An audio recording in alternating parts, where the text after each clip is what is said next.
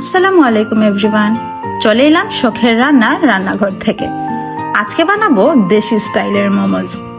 মোমোজের দেশি বিদেশি তো হয় না, তবে বানানোর পদ্ধতিটা একটু দেশি। প্রথমেই ময়দার সফট ডো করে অনেকগুলো ছোট ছোট রুটি করে নেব। এরপর একটি জারে মুরগির মাংস, রসুন, কাঁচামরিচ এবং ধনেপাতা ব্লেন্ড করে নেব।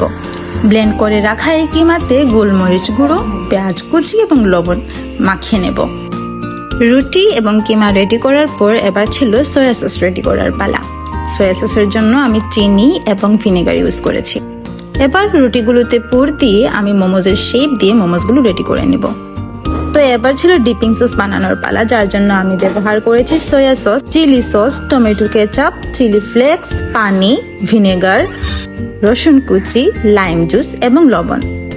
এটা ভালো করে মিক্স করে নিলেই খুব ভালো একটি ডিপিং সস রেডি হয়ে যাবে।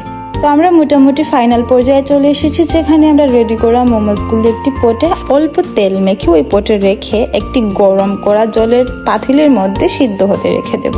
তো মাত্র 4 থেকে 5 মিনিটের মাথায় আমাদের মোমোজগুলো ভালো করে স্টিম হয়ে গিয়েছে। এবার শুধু খাবার এবং পরিবেশন করার পালা। প্লিজ কমেন্ট করে জানাবেন কেমন হলো গ্রামীণ পরিবেশে মাটির চুলোয় তৈরি এই মোমোজগুলো। তো এরকম মজাদার ইউনিক রেসিপি এবং লাইফস্টাইল ভিডিও পেতে আমাদের চ্যানেলটিকে সাবস্ক্রাইব করে পাশে থাকুন। ধন্যবাদ।